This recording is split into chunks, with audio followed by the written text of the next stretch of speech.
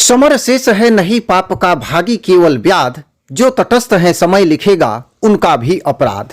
शिक्षक साथियों नमस्कार, मेरे चैनल एडुकेटर जी में आप सभी का हार्दिक अभिनंदन है।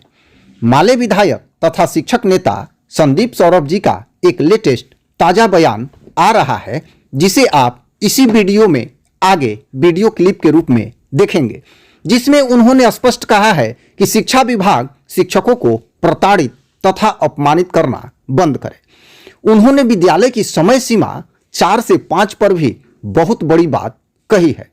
उन्होंने स्पष्ट यह पूछा है कि सरकार बताए कि शिक्षा विभाग में कौन फरमान जारी कर रहा है। शिक्षा मंत्री की भूमिका शिक्षा विभाग में नगण्य हो गई है।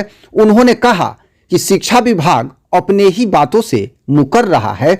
साफ साफ इन्होंने सारे फरमान वापस लेने के फरमान भी जारी किए हैं। तो आइए आगे के वीडियो क्लिप में देखते हैं कि माले विधायक तथा शिक्षक नेता संदीप सौरभ जी अपने ताजा बयान में क्या कुछ कह रहे हैं। कि 5 बजे तक स्कूल कर दिया गया है, तो टीचर लोगों का बड़ी कंप्लेन आ रहा है कि रात हो जा रहा है। खासकर मैडम, आज के पेपर में भी दिया है सर कि एक मैडम तो स्कूले जाना छोड़ दी कि भाई रात हो जाता है, हमको धमकी भी स्कूल में मिलता है, गोली ले लेके लोग घुस जा रहा है। तो ये तो देखिए, बिहार में स्कूली सिस्टम की जो कमज़ोरी है, जो बिहार की शिक्षा व्यवस्था का कमज़ोर हालत है, उसके लिए के पाठक मानते हैं कि केवल एक जिम्मेदार है शिक्षक, और इसीलिए शिक्षकों को सज़ा देनी चाहिए, ये के पाठक का मानना है। जबकि हम मानते हैं कि बेसिक इंफ्रास्ट्रक्चर, स्कूलों में बुनियादी ढांचा नहीं रहने और लंबे समय तक स्कूलों में शिक्षक नहीं रहने के चलते, बहाली नहीं होने के चलते स्कूली सिस्टम कमज़ोर हुआ है। तो उसको जब दुरुस्त करना है तो ओवरऑल दुरुस्त करना चाहिए। अब अभी क्या हो रहा है कि शिक्षा विभाग केवल टारगेट कर रही है शिक्षकों को।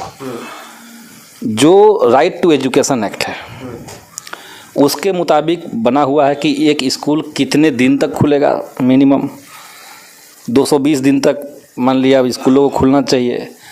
प्राथमिक विद्यालय में 8,800 घंटे की पढ़ाई और 1,000 घंटा माध्यमिक और उच्चतर माध्यमिक में पढ़ाई होनी चाहिए। तो ये सब क्राइटेरिया जब बिहार का सारा स्कूल फुलफिल कर रहा था तो कोई ज़रूरत नहीं थी कि आप स्कूलों में समय को बढ़ा दें, छुट्टियों को काट दें, या ये कह दें कि गर्मी की छुट्टी में भी टीचर स्कूल जाएंगे। ये सिर्फ इसलिए हो रहा था कि इस टीचर्स को उत्पीड़ित किया जाए, उनको परेशान किया जाए, पढ़ने पर मजबूर कर दिया जाए। और ये के पाठक हमें लगता है कि ये सब करके एक बड़ा तबका शिक्षकों का है जो अभी महागठबंधन सरकार के पक्ष में है, क्योंकि सरकार ने कहा है कि उनको राज्यकर्मी बनाएंगे, उसके भीतर सरकार के खिलाफ आक्रोश पैदा करवा रहे हैं। मतलब आप कह रहे हैं कि एजेंट का काम कर रहे हैं, ये अधिकारी कर रहे हैं कि नहीं, दूसरे पार्टी का एजेंट हैं कि नहीं वो आप तय कर लीजिए। लेकिन उनके इन सारे फरमानों से, उनके इन फरमानों से बीजेपी को फायदा हो रहा है। बीजेपी अभी आप खोल के बोल दिए जी। मतलब कह सकते हैं कि ये आरजेडी के लिए बड़ी दुविधा वाली बात है। बीजेपी के सपोर्ट में वो काम कर रहे हैं ताकि बीजेपी को भविष्य में फायदा। पूरा आरजेडी के लिए सिर्फ मैं नहीं कह रहा हूँ।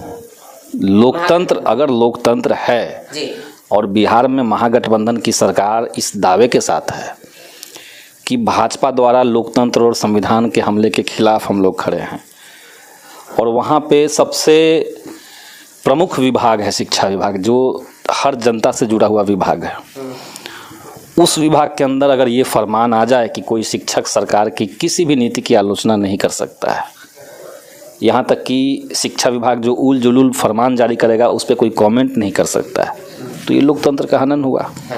आप असहमति की आवाज़ों को अस्वीकार करने का जो साहस जनता में होना चाहिए, जो लोकतंत्र उसको देता है, उसको आप खारिज कर रहे हैं। उसी तरीके से संविधान का आर्टिकल 19(1)(c) ये कह रहा है कि आप अगर देश के नागरिक हैं तो आप संगठित हो सकते हैं, अपना बार्गेनिंग पावर बढ़ा सकते हैं, और आपातकाल की स्थिति में ही कुछ एक्स्ट्रा ऑर्डिनरी सिचुएशन अगर रहेगा तभी इस पर स्थगन लग सकता है। बिहार में कोई स्थिति इस तरह की नहीं है। अब शिक्षा विभाग ने फरमान जारी कर दिया कि कोई भी शिक्षक जो है वो किसी संगठन से नहीं जुड़ सकते हैं। आप समझ लीजिए कि इमरजेंसी जब देश में था, इंदिरा गांधी की सरकार थी, उस समय भी इमरजेंसी के दौरान भी शिक्षकों को शिक्षक संगठन से जुड़ने पर रोक नहीं लगा था। इमरजेंसी में ज़रूर हुआ था कि कोई शिक्षक संगठन आंदोलन में नहीं उतरेगा, लेकिन हम संगठन से जुड़ जाएंगे इसलिए हमको सज़ा मिल जाएगा, ये इमरजेंसी में भी नहीं हुआ। इसीलिए हम चाहते हैं कि जितने फरमान के पाठक के द्वारा अलोकतांत्रिक और गैर संवैधानिक चीज़ें जारी हुई है उनको विड्रॉ किया जाए और इस बात की शिनाख्त की जाए, जांच की जाए कि आखिर शिक्षा विभाग को इस तरह के आदेश किसके कहने से मिल रहा है और उन लोगों पर हमने मांग उठाई विधानसभा के अंदर। क्या लग रहा है? हमें क्या लग रहा है? हमें लग रहा है कि जो बात शिक्षा विभाग ने कहा है उस पर खड़ा नहीं उतर रहा है, अपनी ही बात से वो लोग पीछे हट रहे हैं। जो है बिहार में महागठबंधन की जो सरकार है ये तो लोकतंत्र के पक्ष में है, ये तो संविधान के पक्ष में है।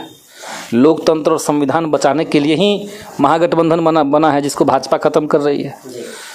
तो हम तो उसी लोकतंत्र को मजबूत करने की बात कर रहे हैं, उसी संविधान का जो संवैधानिक अधिकार सबको मिला हुआ है नागरिक को, उसको मजबूत करने की बात कर रहे हैं। इन पोजीशन लिए हैं कि शिक्षकों को प्रताड़ित करना बंद किया जाए और अगर बिहार की शिक्षा व्यवस्था को दुरुस्त करना है तो शिक्षकों को अपमानित करके ये नहीं हो सकता है। शिक्षा मंत्री के पावर सीज हो चुका है, ये हम ना हम ये कहाँ कह रहे हैं, आप कह सकते हैं, आपको जो आप मीडिया के हैं आपको जो लगेगा कह सकते हैं।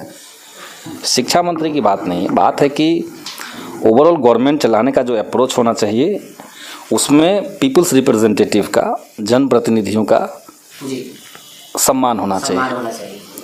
और आप जनप्रतिनिधियों का सम्मान नहीं करते हैं इसका मतलब आप जनता का सम्मान नहीं कर रहे हैं, क्योंकि जनता ने चुना है। जनता के प्रति जवाबदेह शिक्षा मंत्री की है, कोई आईएएस अधिकारी का जनता के प्रति जवाबदेही नहीं है। वो रिटायर जब होंगे तो बोरिया बिस्तर समेटेंगे और जो पैसा कमाए हैं उसको बोरा में रखेंगे और चले जाएंगे। लेकिन जनप्रतिनिधि जो है उनको जनता के बीच में जाकर के हिसाब देना पड़ेगा, जनता फिर तय करेगी कि उनको दोबारा से लेना है कि नहीं लेना है। तो सरकार इसको देखे समझे, ये जो विधायिका और कार्यपालिका में कॉन्फ्लिक्ट चलेगा तो ऐसे कैसे काम चलेगा। ये जो के पाठक के फरमान के चलते एक डर का माहौल बना हुआ है और बिना वजह लोगों को परेशान किया जा रहा है। 5 बजे का समय तय कर दिया गया है और महिला शिक्षिका है उनको अपने घर आते आते 8-9 बज जा रहे हैं। तो उन सब से हम कहेंगे कि इस मामले में आप लोग डरिए नहीं, बल्कि संघर्ष के लिए तैयार रहिए। और हम अपने हिसाब से महागठबंधन की पार्टियों से हमारी बातचीत हुई है और इसका अगर समाधान नहीं निकलेगा तो हम पूरे बिहार के शिक्षकों को अपील करेंगे कि आप लोग लड़ने के लिए तैयार रहिए और फिर पटना में हम लोग एक बड़ा आंदोलन शिक्षकों का करेंगे।